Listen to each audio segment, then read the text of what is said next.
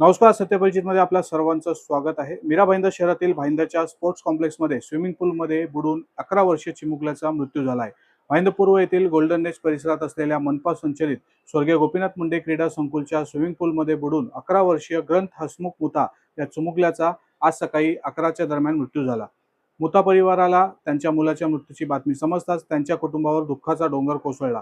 मुथा यांच्या वडिलांच्या मते स्पोर्ट्स कॉम्प्लेक्समध्ये कर्मचाऱ्यांच्या हलगर्जीपणामुळेच त्यांच्या मुलाचा जीव गेला आहे.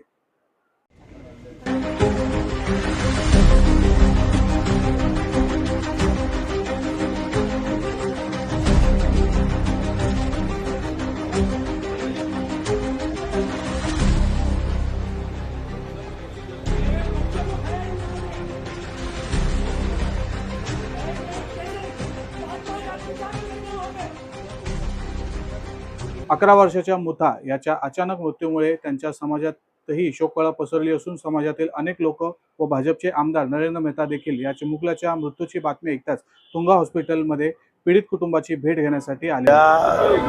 भाईंदरचा स्पोर्ट्स कॉम्प्लेक्स स्विमिंग पूलमध्ये एक 11 वर्षाचा तरुण मुलाचं डुबून मयत झाला आहे आणि हा मुलगा माहिती पडली की गेल्या 7 दिवसापासून स्विमिंग शिकायला जात होता.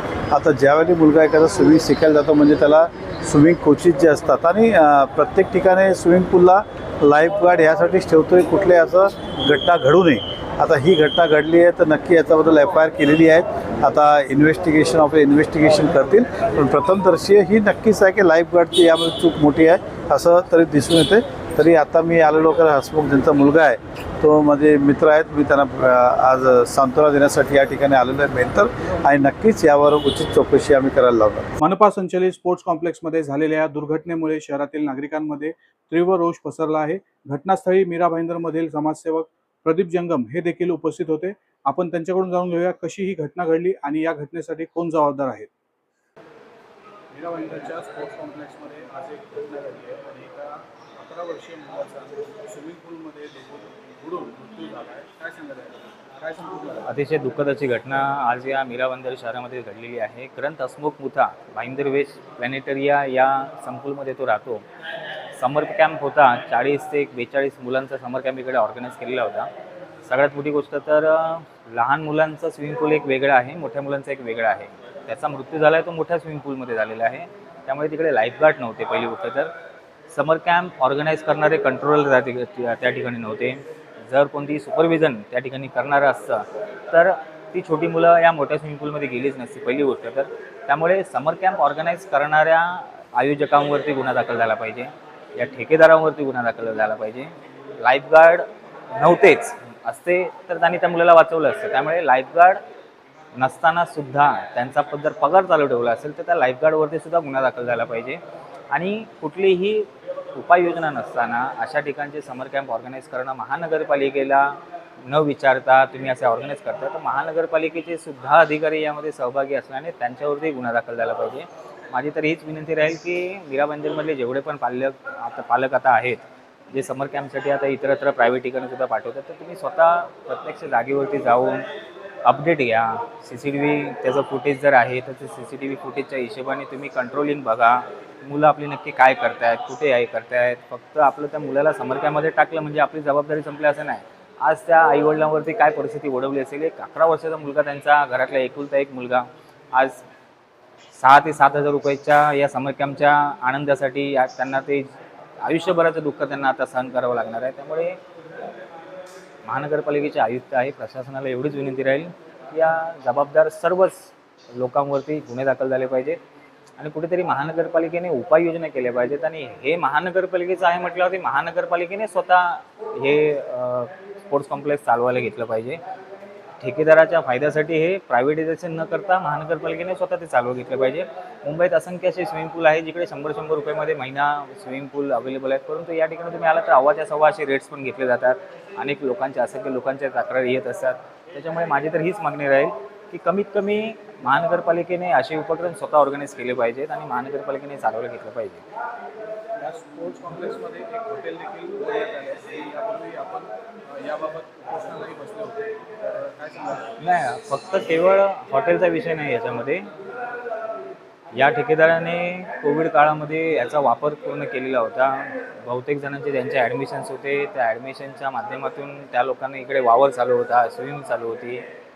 ठेकेदाराने त्यानंतर सांगितलं होतं की हे स्पोर्ट्स कॉम्प्लेक्स बंद होतं, त्याच्यामुळे त्याचे काहीतरी 72 ते 75 लाख रुपये जे बाकी होते ते भरायला त्याने मनाई केलेली होती. त्यासाठी आपण पत्रव्यवहार केलेला होता आणि लोकायुक्ताकडे आपण त्याची दखल घेतलेली होती. त्यामध्ये लोकायुक्तांनी आयुक्तांना स्ट्रिक्टली वॉर्निंग दिलेली होती आणि पैसे 48 तासात भरण्याचे आदेश दिलेले होते.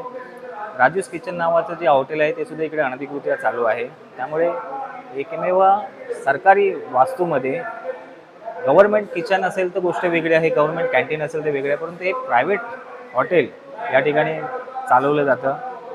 त्याचं जर तुम्ही बजेट बघितलं 10 लाख रुपये सिक्युरिटी डिपॉझिट दिलेलं आहे आणि त्या हॉटेलकडून महिन्याकाठी लाख रुपये का 1.5 लाख रुपये भाडं घेतलं जातं, परंतु हे भाडं ठेकेदाराला जातं, पालिकेला ते जात नाही. त्याच्यामुळे माझी तर हीच मागणी आहे की अशा अनधिकृत हॉटेलला सुद्धा कारवाई आपण केली पाहिजे आणि जनतेचं यामध्ये काय बेनिफिट आहे याच्यामध्ये. त्यामुळे महानगरपालिकेच्या वास्तूमध्ये ठेकेदाराचा फायदा होईल असे उपक्रम न राबवता सर्वसामान्यांना कसा दिलासा भेटेल याकडे लक्ष दिलं पाहिजे.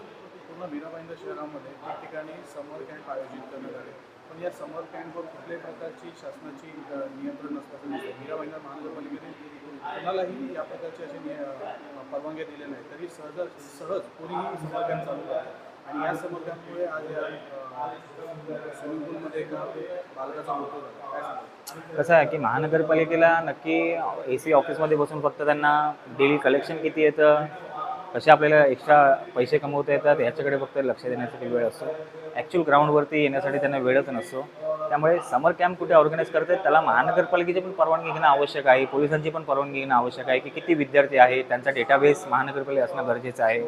स्थानिक लोकल पोलीस स्टेशनचे NOC घेणं गरजेचं आहे. तुम्ही काय काय उपाययोजना केलेल्या आहेत, किती लाईफगार्ड ठेवलेले आहेत. 20 विद्यार्थी आहेत तर 20च्या मागे 2 लाईफगार्ड ठेवले पाहिजे, 40 असेल तर 4 ठेवले पाहिजेत. एकाच वेळेला 4 मुलं जर मेली तर 1 लाईफगार्ड किती जणांचे प्राण वाचू शकेल. तर या सगळ्या उपाययोजना महानगरपालिकेने केल्या पाहिजेत.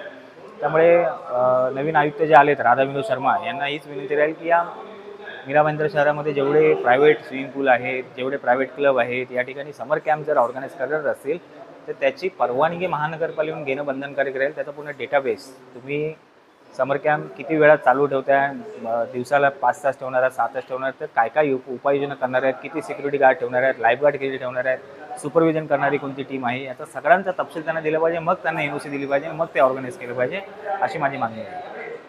या स्पोर्ट्स कॉम्प्लेक्समध्ये जो ठेका देण्यात आला त्या ठेक्यामध्ये भाजपच्या स्थानिक नेत्याचा सहभाग असल्याचं सांगण्यात येतं. काय सांगता? बघा कसं माहिती आहे की मीरा भाईंदर शहरामध्ये गेली 15 वर्षापासून भारतीय जनता पार्टीची सत्ता असल्यामुळे हे एकेच ठेका त्यांचा नाही, सगळेच ठेके त्यांचे असतात. त्याच्यामुळे 146 विधानसभा शिवसेनेकडे आहे, त्यामुळे 146 मधले ठेके हे शिवसेनेकडे असतात, 145 मधले ठेके हे BJPकडे असतात. त्यामुळे दोन्ही पक्ष या सर्व घटनेला जबाबदार असतात.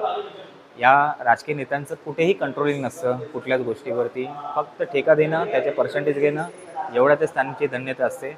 त्याच्यामुळे हा ठेका एखाद्या विशिष्ट पदाधिकाऱ्याचा जरी असला तरी पण प्रिकॉशन घेणं महत्त्वाचं आहे. ठीक आहे, तुम्ही व्यवसाय करताय, महानगरपालिका तुम्ही मंजूर करून घेतला, परंतु एका 11 वर्षाच्या मुलाची हत्या तुम्ही केलेली आहे. या मुलाच्या हत्येचे मारेकरी तुम्ही आहात, तुम्ही खुनी आहात. त्यामुळे तुम्ही समाजात वावरताना आता काय तोंड देणार आहात ह्याच्याकडे तुम्ही लक्ष दिलं पाहिजे. केवळ पैसा कमवणे हे उद्दिष्ट ठेवून तुम्ही जर असेच बळी घेत जाल तर मग या शहरातल्या पाल्यांनी सुद्धा विचार केला पाहिजे, या शहरातले युवा वर्गाने सुद्धा विचार केला पाहिजे की आपलं शहर कुठे चाललंय नक्की. स्पोर्ट्स कॉम्प्लेक्सच्या कर्मचाऱ्यांच्या निष्काळजीपणामुळेच आपला मुलगा गमावल्याचे वडील मुथा यांनी लवकरात लवकर कठोरात कठोर कारवाई करण्याची मागणी केली आहे. मेरा नाम महेंद्र जैन है। क्या बोलेंगे जैन साहब इस घटना के बारे में? ये 500% वहाँ के लाइव जो सिक्योरिटी गार्ड होते हैं उनकी मिस्टेक है। अगर बच्चे का वो ध्यान रखते तो आज बच्चा हॉस्पिटल में नहीं होता। उनको प्रॉपर, जब वो बच्चा स्विमिंग में सीखने जा रहा था तो उनकी एक जिम्मेदारी रहती है कि बच्चे को सिखाते टाइम लाइफ गार्ड वहाँ रहे, लेकिन वहाँ कोई भी लाइफ गार्ड नहीं था, जिसके कारण आज ये हादसा हुआ बड़ा। तो मैं चाहता हूँ कि प्रशासन इस पे तुरंत ध्यान दे और जल्द से जल्द इन सबको गिरफ्तार करके कार्रवाई करे। या सर्व प्रकरणावर मीरा भाईंदर महानगरपालिकेचे आयुक्त राधा विनोद शर्मा काय कारवाई करणार तसेच या प्रकरणी आता किती जणांवर गुन्हा दाखल होणार आहे याबाबत नवघर पोलीस पुढील तपास करत आहे। या प्रकरणाशी संबंधित सर्व घडामोडी आपल्यापर्यंत येण्यासाठी आमच्या YouTube चॅनलला आजच सबस्क्राईब करा। धन्यवाद।